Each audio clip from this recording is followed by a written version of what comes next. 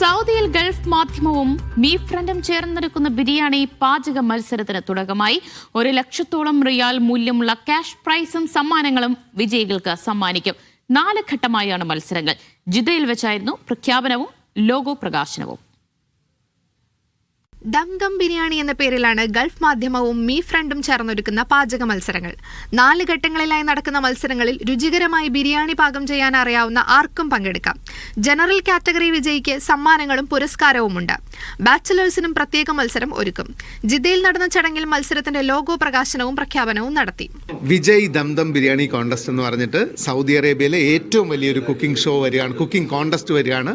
അപ്പോൾ ഇതിനകത്ത് ബിരിയാണി ഉണ്ടാക്കാൻ അറിയാവുന്ന വീട്ടമ്മമാർക്കും പിന്നെ പാചകത്തെ സ്നേഹിക്കുന്ന ബിരിയാണി ഉണ്ടാക്കുന്ന ആണുങ്ങൾക്കും പെണ്ണുങ്ങൾക്കും ഒരുപോലെ ഇതിനകത്ത് മത്സരിക്കാം. പിന്നെ സൗദി അറേബ്യയുടെ ഈ മത്സരത്തിൽ ഒരു പ്രത്യേകതയും കൂടിയുണ്ട്. ഇപ്പോൾ ബാച്ചലർ ലൈഫിൽ ഒരുപാട് പേര് നമുക്കൊക്കെ പരിചയത്തിൽ ആളിയായിരിക്കും 20 മിനിറ്റ് ബിരിയാണി ഉണ്ടാക്കിത്തരാം, അല്ലെങ്കിൽ 30 മിനിറ്റ് ബിരിയാണി ഉണ്ടാക്കിത്തരാം എന്നൊക്കെ പറയുന്ന ചില ചങ്കുകളുണ്ട്. അസൽ ബിരിയാണി ആയിരിക്കും.